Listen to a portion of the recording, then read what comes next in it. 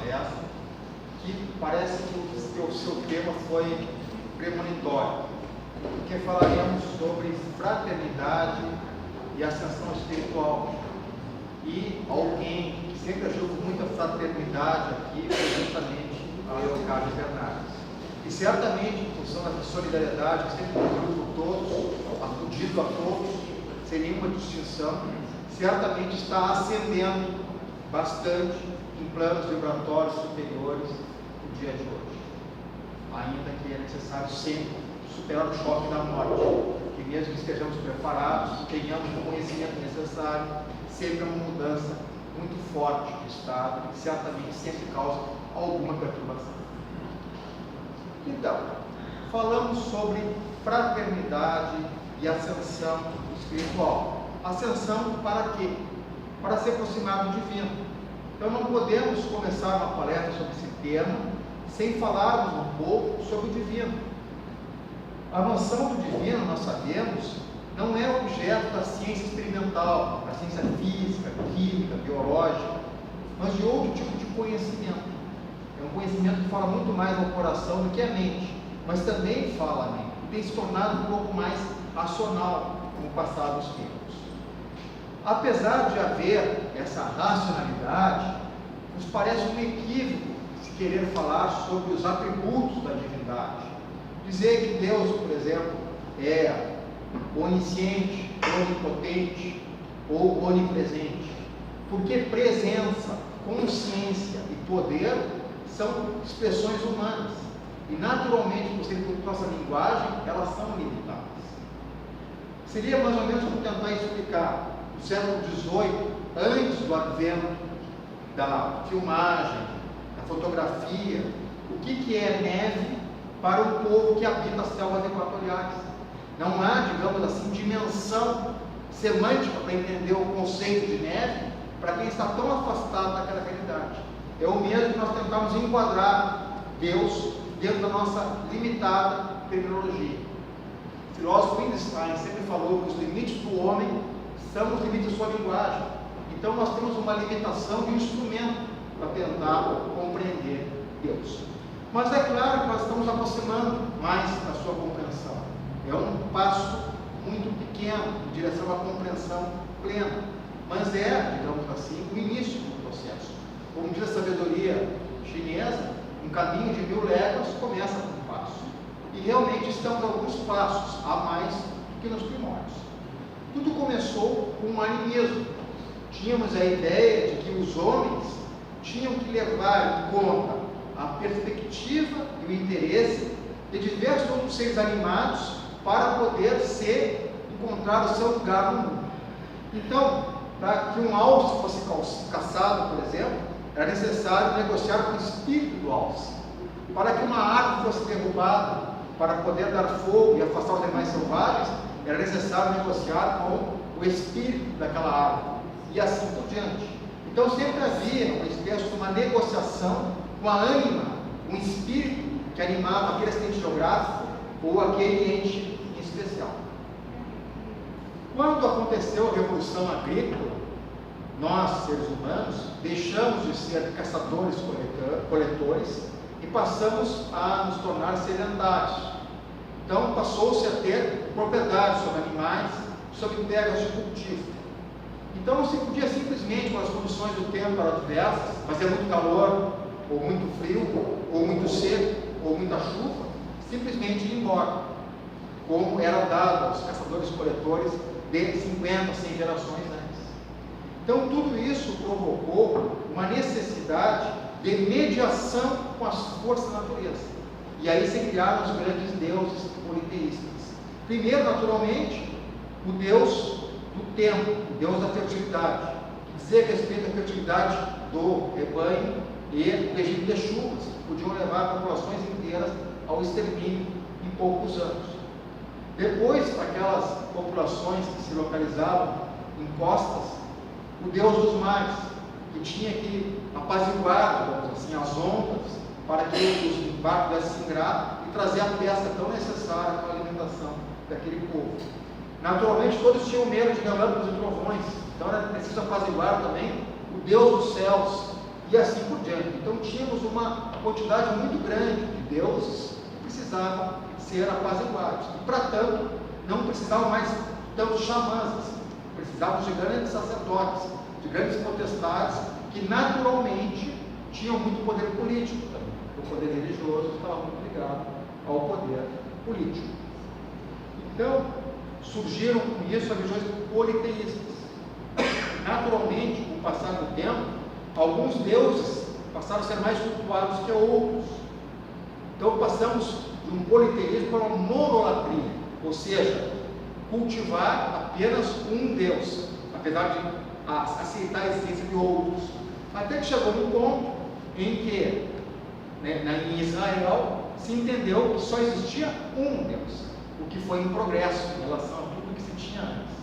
O monoteísmo, a ideia do Deus único, de acordo com a revelação de Moisés. Só existe um Deus. Então nós estamos hoje nessa concepção monoteísta, que é um grande avanço em relação à concepção politeísta, ou a referência exagerada a todo e qualquer ser animado que nós tínhamos antes. Mas é natural que a compreensão do divino se dê hoje, não só através da linguagem do coração, mas também através da linguagem da razão. Nós temos a possibilidade, então, de entender algumas situações que dizem respeito à nossa aproximação com o sagrado, com o divino, uma predisposição para acreditar no plano superior, no plano espiritual, que já vem com a gente há milhares e milhares de anos, a intuição, há evidências de enterramentos de seres humanos na idade da pedra polida, na idade da pedra lascada, já com objetos que eram deixados na tumba para servir de utensílio para além de vida. Então há, digamos assim, uma concepção que faz parte do nosso próprio DNA espiritual, que é essa intuição de algo a mais do que a pura matéria. Então, nós temos essa concepção atual. Então, esse Deus único é também um Deus soberanamente justo. E aí nós também empreendemos uma grande evolução, porque antes existia a lei da selva. Hobbes, o homem é o lobo do homem. O que isso queria dizer em última análise? Que o vencedor ganhava tudo, que não existia nenhum limite para aquele que detinha poder físico, poder de aprisionar uma multidão que atacava um terceiro, uma situação assim. Então nós tínhamos a lei do mais forte. Num segundo momento se começou a entender que seria condenável a violência gratuita, mas se começou a aceitar a vingança. E a vingança era privada e proporcional. Não era olho por olho, dente por dente, era dente por braço, olho por cabeça. Então, se aceitava qualquer tipo de violência e represália a violência feita, ainda que não houvesse nenhuma proporcionalidade entre os dois danos causados. Um terceiro momento, o Estado, que começava a se formar a partir dos acidentes agrícolas, provocados aí pelo pastoreio e pela grande plantação, esse Estado passou a ele mesmo exercer o monopólio da violência. Então a vingança não era mais privada, a vingança era pública, mas continuava sendo desproporcional. Veja um Código do Hammurabi que dizia assim, uma das suas premissas: se por acaso um construtor construir uma casa e essa casa vir a cair e matar o filho do morador, então que morra o filho do construtor também. Então era uma pena do Estado, da Babilônia. Vejam que não existia nenhuma proporcionalidade, porque o construtor não tinha a vontade de matar ninguém, ele tinha sido negligente na construção. E mais, não é? O filho do construtor não tinha nada a ver com a imprudência do pai, com o fato de ter errado o cálculo, alguma coisa assim. E no entanto a pena iria atingi-lo. Então era uma vingança, não é? Que não tinha nenhuma proporcionalidade. E é nesse contexto, meus amigos, que nós temos que entender a lei de Talião. O que quer dizer Talião? Talião não é um rei. Talião é a tal qual, ou seja, a talidade, uma proporção, uma adequação. uma razoabilidade na aplicação da norma. Isso é talhão, é tal qual. Então, a reação da comunidade, a reação do Estado, tem que ser proporcional ao dano causado. E aí sim, olho por olho, dente por dente, que hoje parece que nos surpreende, por não ser algo que possa ter vindo de Deus. Mas naquele contexto foi um grande avanço. Nós temos que imaginar a evolução como algo gradativo, como algo relativo, ou para-se um período a um outro período posterior. Então, tivemos a lei do talhão, então preconizada aí por Moisés, a lei mosaica, mas também tivemos, 1000 e poucos anos depois, a verdadeira lei, que é a lei do amor, de Jesus Cristo. Amai-vos uns aos outros como vos amei. Como vos amei. E essa lei é a lei que vige até hoje. E está consubstanciada naquela velha máxima que Jesus dizia que nós temos que perdoar não 7 vezes, como diziam os antigos sabinos, mas 70 vezes 7. Ou seja, infinitas vezes, tantas vezes quanto forem a nossa predisposição já para aceitar as verdades divinas da paternidade e do amor. Então, o que nós temos em última análise quando perdoamos, ou quando nos submetemos à lei do amor de Jesus Cristo, ou quando não nos submetemos, que é mais comum? Nós temos em última análise, meus amigos, a predominância do livre-arbítrio. Todos os filósofos morais de vulgo, nos últimos 1500 anos, têm aceitado o fato de que o homem possui efetivamente algum livre-arbítrio. E por ter livre-arbítrio, nós somos artesãos, nós somos artífices do nosso próprio destino. Então, aquela salvação que é tão preconizada por alguns cultos que respeitamos, não é?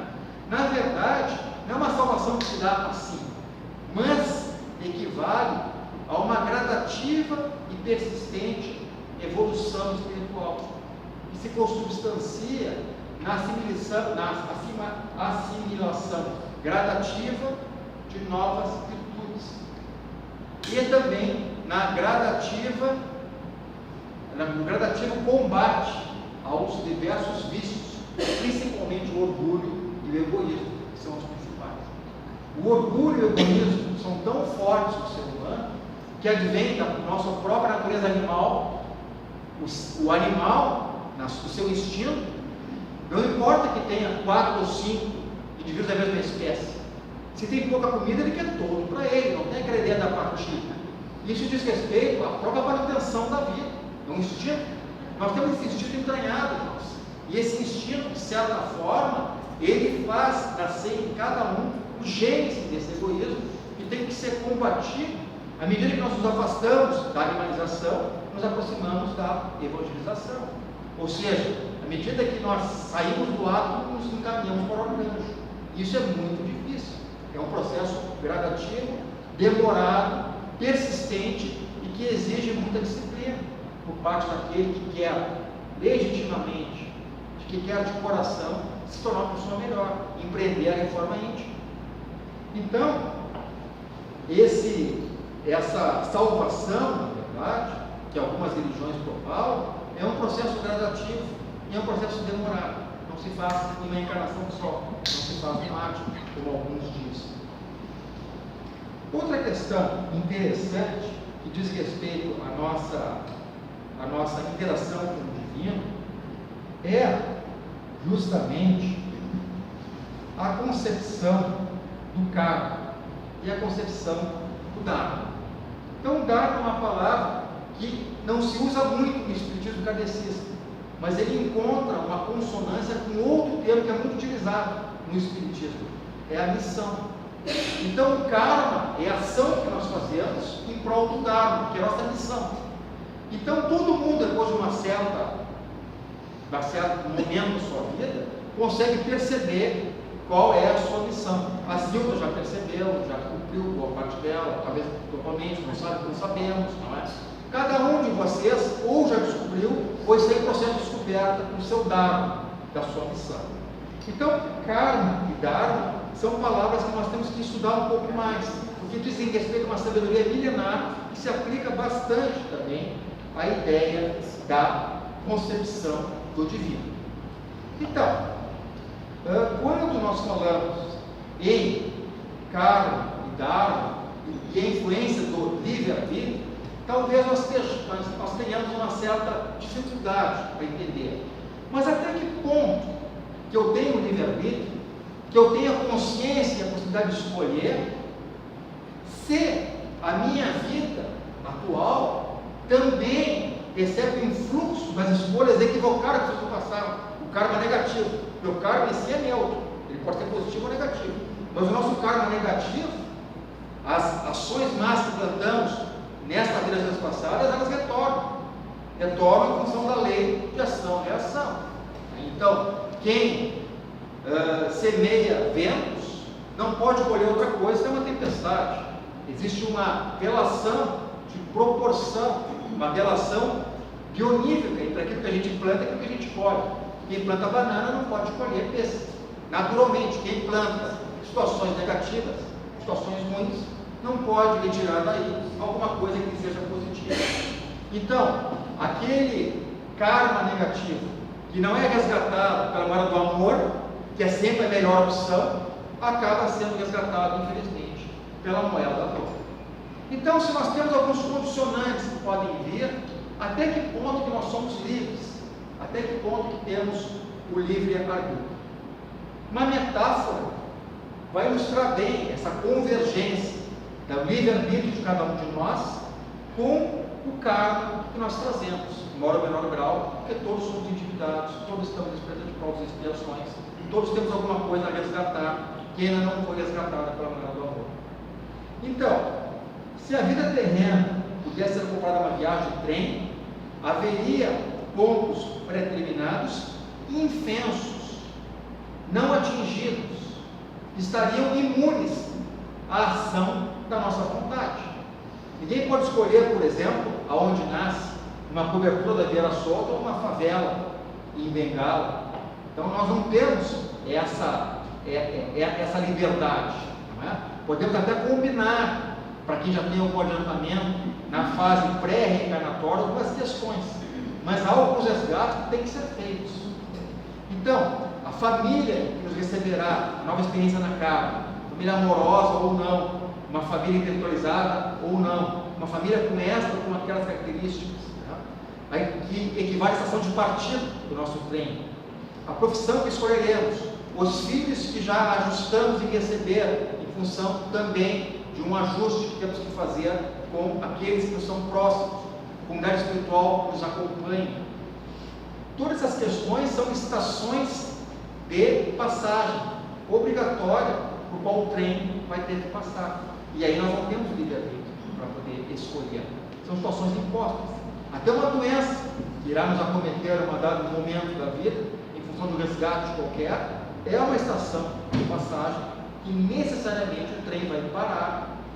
Agora, dentro do vagão, nós temos a liberdade de fazermos o que nos aprouver. E aí é que entra o livre-arbítrio.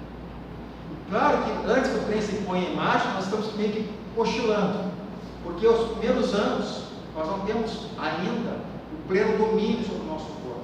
A reencarnação está se consolidando. Tanto que dizem especialistas que aos 7 anos que a reencarnação efetivamente se consolida. E muitas vezes é nessa idade também que cessam aquelas lembranças espontâneas das passadas, que são uma das provas da reencarnação. As crianças, com lembranças vívidas, é a sua última experiência terrena. Mas, então, à medida que a viagem transcorre, à medida que o trem se põe em marcha, passamos pela adolescência, chegamos à mocidade e nos colocamos no pleno domínio da nossa vontade.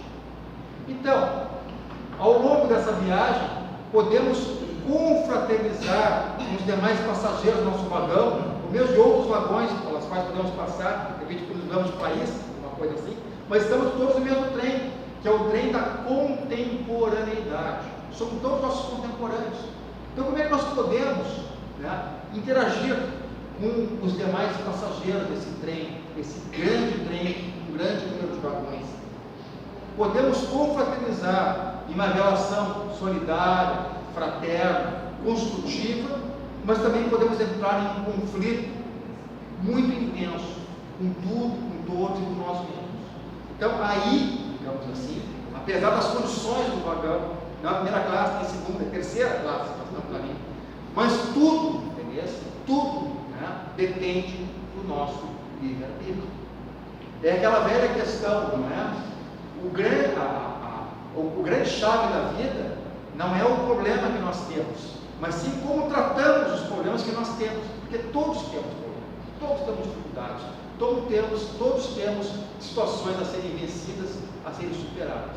Então, como nós tratamos os problemas, com as dificuldades, é que é a chave da mudança, diz respeito à nossa maturidade espiritual, intelectual, emocional, diz respeito, em última análise, ao nosso livre-arbítrio, a nossa liberdade de agir assim ou agir assado, de fazer X ou de fazer Y.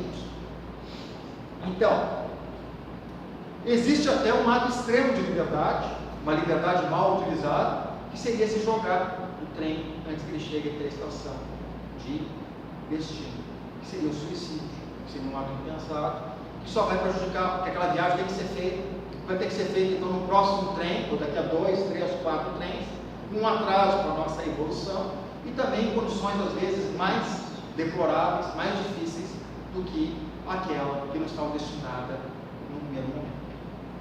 Então, esse livre-arbítrio, ele tem que ser bem entendido. Outra questão interessante é a questão da sujeitabilidade do ser humano às questões atinentes, não é? Ao nosso convívio com as demais pessoas que estão nesse vagão. E o Kant dizia que o mal é contagioso, e é verdade, e aí nós podemos dizer dois estados que são bem correntes, né? Que é justamente, né? Diga-me quem andas, né? E o outro, quem dorme com o cão.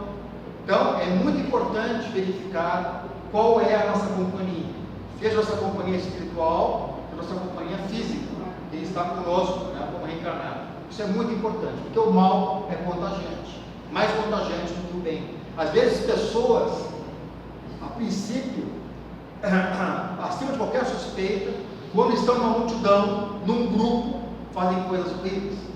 É o homem da multidão. Isso é uma coisa bastante interessante e nós precisamos resguardar em relação a essa circunstância. Mas nós estamos falando, então, não é, que além da sujeição a esse grupo, nós temos que tomar cuidado, nós também temos que sempre procurar fazer a conexão com os planos energéticos superiores, se aproximar do amor de Deus, que irradia como um sol que nunca se põe. E a questão do amor de Deus é uma questão interessante, e não podemos deixar de fazer uma referência, eu sempre faço referência aqui nas nossas palestras, a respeito da antiga sabedoria grega. Então, os gregos tinham várias palavras para expressar o termo amor.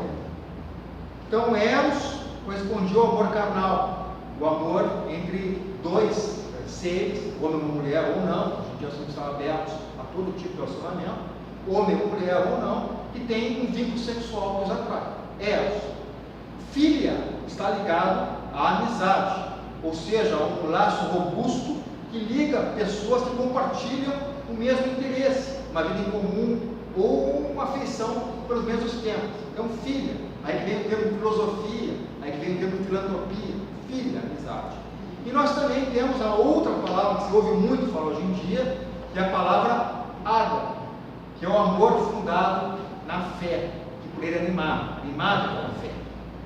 Então, quando eu tenho água para a humanidade, eu entrego o bem mais precioso, que é meu tempo, em prol daqueles que lhe estão próximos. E hoje em dia, nessa civilização tecnológica, aqueles que estão próximos podem estar aqui no WhatsApp a mais de 8 mil quilômetros, e no entanto nós temos condições de influenciá-lo e ele nos influenciar. Então o termo próximo hoje adquire uma conotação muito mais forte do que tinha na época que as escrituras foram realizadas, foram elaboradas.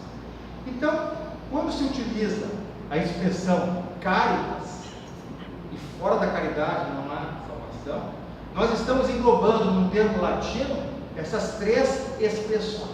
Estamos expressando aí eros, que é importante na questão vital, né? Importante para todos nós. Ninguém estaria aqui hoje se não fosse eros. Né? Também filia, amizade, e também ágape, que seria esse amor desinteressado.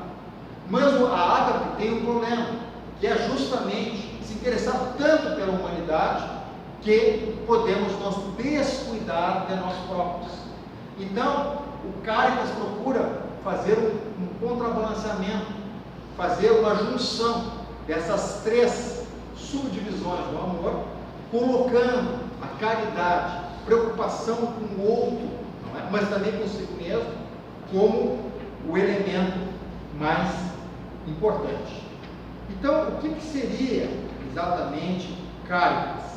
Cáritas seria o amor pleno e total. Porque eros sozinho pode se reduzir a uma posse egoísta. E muitas vezes nós temos até assassinatos causados por esse amor posse, que faz mais mal do que tem. Filia, às vezes, pode levar à superficialidade, quando os amigos acabam tendo interesses em comum, que não são interesses elevados. E mesmo a ágape, como falamos antes, precisa se precaver-se para não levar até a negação do indivíduo, uma preocupação toda exacerbada com os outros, que acabamos preocupando de nós mesmos. Então, procurando cultivar a máxima socrática de que a virtude está no meio, de que há um meio termo, tá? Nós cunhamos a ideia de Cáritas. E Cáritas, em última análise, né, é a própria concepção da ação desinteressada, é o impulso para a ascensão espiritual. Então, se costuma dizer, está lá em João 4,16, que Dei caritas est, ou seja, Deus é amor. Então, caritas, com expressão máxima do amor, mas um amor sinérgico, ou seja, uma soma das melhores qualidades de eros, de filia e de ágape. Um amor completo, um amor total. A ideia do outro aí é de vital importância. Não é à toa que a mensagem cristã da igreja primitiva dizia que todos somos irmãos, justamente porque se falava muito por parábolas. E assim, falando em irmandade e fraternidade, se entendia melhor o mandamento de amor que devemos ter aos nossos semelhantes. Então, quando se fala em fraternidade, em ascensão espiritual, nós estamos falando em um termo que vem se judicializando. Hoje em dia, em qualquer ordenamento jurídico mais importante, ordenamento mais civilizado, a solidariedade é um valor constitucional. E a solidariedade é uma resposta jurídica à questão da fraternidade cristã. Ela tem inspiração estoica e cristã. Claro que a situação ótima se constituiria na criação de uma sociedade ética, uma sociedade moral, na qual os cidadãos, motivados pelo altruísmo, que é o contrário do egoísmo, cumprissem seus deveres morais para com os outros de forma voluntária. Mas isso não existe. Então o direito precisa positivar. O direito tem que ter o mandamento de solidariedade, porque, infelizmente, não há ainda essa aptidão de cada um de nós a voluntariamente fazer doações de tempo, de recursos em prol dos outros, para tornar a vida dos outros menos indigna, menos dura, menos sofredora. Então, nós temos, digamos assim, em vários ordenamentos jurídicos, um mandamento de solidariedade. Agora, a solidariedade, isso é importante, ela não implica em querer transformar todo mundo em igual. Porque a condição humana, nesse estágio evolutivo, dos próximos que vão vir, ela pressupõe a desigualdade. A fraternidade, a solidariedade procura reduzir a desigualdade, tornando-a mais palatável, eliminando os extremos muito grandes, mas não eliminar. Porque a desigualdade é isso, a condição humana. Porque temos diversos talentos que são diferentes, temos diversos níveis de experiências que podem prover desta vida e podem prover de outras vidas. Temos alguns que convivem conosco que já viveram 180 reencarnações, outros viveram 90, metade.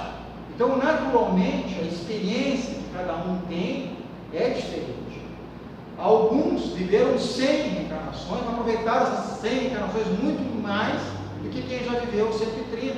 Então, digamos assim, o proveito obtido com essas experiências também são diferentes, porque cada escalada evolutiva é única, é inconfundível, é que nem a nossa íris, é que nem a nossa digital, e naturalmente não se pode comparar as situações, e não se pode querer impor uma igualdade absoluta de cima, porque isso acaba gerando muitas vezes também regimes políticos essencialmente iníquos. Então, o que nós temos?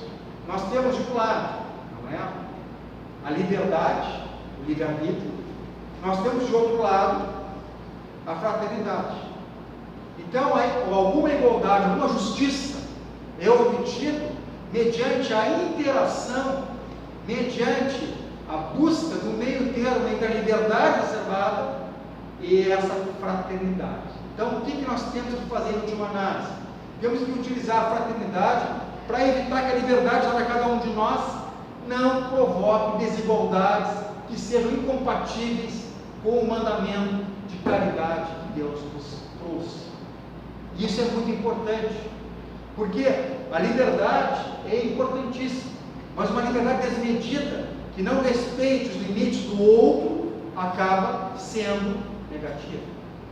Da mesma maneira, a igualdade é ótima, mas impor uma igualdade que seja a mesma para todos, sem levar em conta as particularidades, acaba criando também dificuldades. Como já dizia o Rui Barbosa, São dos Moços, é preciso tratar igualmente os iguais, tratar desigualmente os desiguais, na medida da sua desigualdade. Não podemos tratar uma pessoa que tem uma dificuldade de locomoção gigantesca, que tem um problema físico, encarna, carrega, da mesma maneira como tratamos um atleta, que pode correr aí em 8 segundos ou muitos casos. Então, naturalmente, essas situações têm que ser verificadas. Então, essa igualdade ela tem que ser mitigada por outras circunstâncias que nós temos que verificar no caso. Então, a chave para tudo é justamente o mandamento de fraternidade. E uma maneira fácil, digamos assim, se é que existe coisa fácil nessa seara, é saber como tratar então o nosso igual, o nosso semelhante, o nosso, digamos, passageiro que está conosco no mesmo vagão ou no vagão da frente, de trás, para onde nós nos deslocamos, para o nosso próximo. Mas hoje em dia a gente viu isso utilizado, a ideia da proximidade. Aí se aplica a velha regra de ouro, né? Faça aos outros aquilo que gostaria que te fizesse. Essa é a regra de ouro. A regra de prata é: não faça aos outros aquilo que não quer que você faça. Então, essas duas regras, a regra de ouro e a regra de prata, elas funcionam muito bem para 90% das circunstâncias. 10% depende também da nossa intuição, da nossa experiência pretérita e do nosso feeling na hora. Mas 90% do nossa conduta, de como se portar em relação ao nosso semelhante, ela pode ser resolvida com a aplicação da regra de ouro e da regra de prata. E, apesar de todos sermos muito diferentes, apesar de todos sermos bastante desiguais em visões de mundo, orientação política, religiosa, sexual, estamos todos ligados a uma história comum, que é a história do ser humano, que é a história da nossa evolução espiritual, que é a história do nosso planeta. Então as pessoas são muito diferentes nas particularidades, mas na sua essência todos somos muito parecidos, porque o bem comum para todos nós é muito parecido. Tanto estejamos vivendo aqui no Brasil em 2018, quanto alguém que viveu na China no século XIX.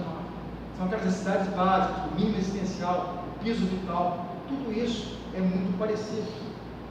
Então, como personagens de uma criação ficcional, hoje em dia todo mundo vê séries, né? Então, como uma personagem de uma série se vê Netflix, nós não estamos desvinculados de um ambiente ou de um background onde a trama nossas vidas se desenvolve, se desenrola, sem que saibamos o que vai acontecer no capítulo seguinte ou na próxima temporada dessa série. Então, se concebe a vida como uma concepção narrativa do ser. É a concepção do Alistair McIntyre, que diz que basicamente, como é que eu respondo o que eu devo fazer, dada essa circunstância? Respondendo a outra pergunta: de que histórias eu faço parte? Aqui que eu estou ligado. Então, há pouco tempo atrás, muita gente ficou surpreso com a liberalidade da chanceler alemã Angela Merkel de receber cerca de 1 milhão de sírios. Então, alguns concordaram, outros não concordaram, mas de certa maneira, aquela decisão de receber aquelas pessoas que estavam fugindo da guerra civil diz respeito ao karma coletivo dos alemães. E muita gente, a maior parte dos alemães, acabaram concordando em receber aquelas pessoas extremamente necessitadas. Por quê? Porque há uma história narrativa daquela nação e há um grande endividamento coletivo. Então ela entendeu, mesmo sem ser espírita, mesmo sem ser budista, mesmo sem ser hinduísta, mas sendo humana e tendo uma antena para a espiritualidade, que era o momento de resgatar um pouco aquele karma. Porque resgatando o karma, pelo menos do amor, acolhendo num país desenvolvido, num país pleno, num país onde as pessoas tendem a ser mais felizes, pessoas refugiadas com extrema dificuldade, ela resgataria o karma da nação e assim ela melhoraria um pouco a psicosfera de todo o ambiente, ainda turbinado pelas duas guerras. Uma guerra que acabou de formar 100 anos. Né? Primeira Guerra Mundial, armistício, vocês viram na televisão.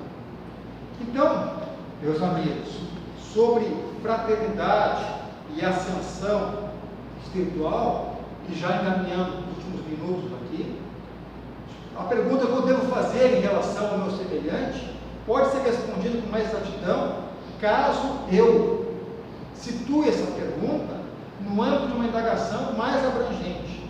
De que histórias eu faço parte? Qual é, digamos assim, a minha inserção nas narrativas do meu país, da minha comunidade, da minha família?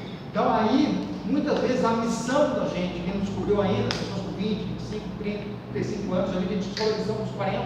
Então quem não descobriu ainda a sua missão, pode procurar pesquisar justamente nessa ligação de histórias.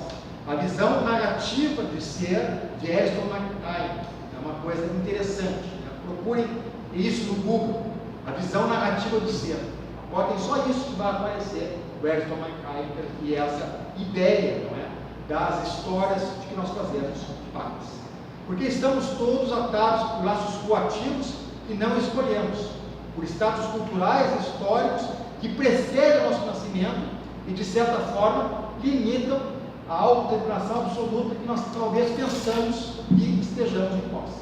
Não é assim.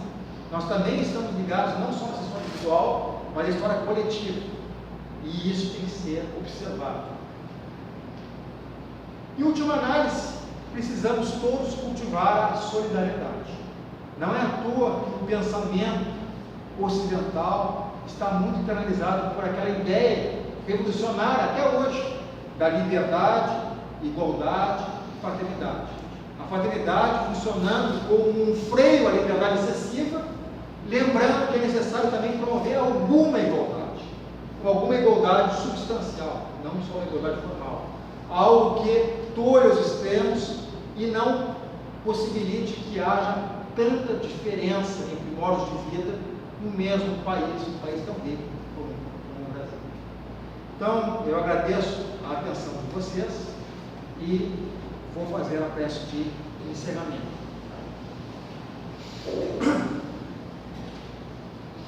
Espiritualidade superior, bons amigos do plano espiritual, muito obrigado por mais essa oportunidade de estarmos aqui juntos, de estarmos aqui reunindo, falando sobre coisas do Espírito, falando sobre coisas da revelação divina, falando sobre situações, sobre pensamentos, sobre ideias que nos aproximam de Deus e que tornam o nosso dia a dia menos pesado, menos intranquilo e propiciam que a nossa ascensão espiritual se dê, seja pela moeda da dor, seja pela moeda do amor, que é aquela moeda que todos procuramos e que sempre procuramos resguardar e resgatar os nossos tempos.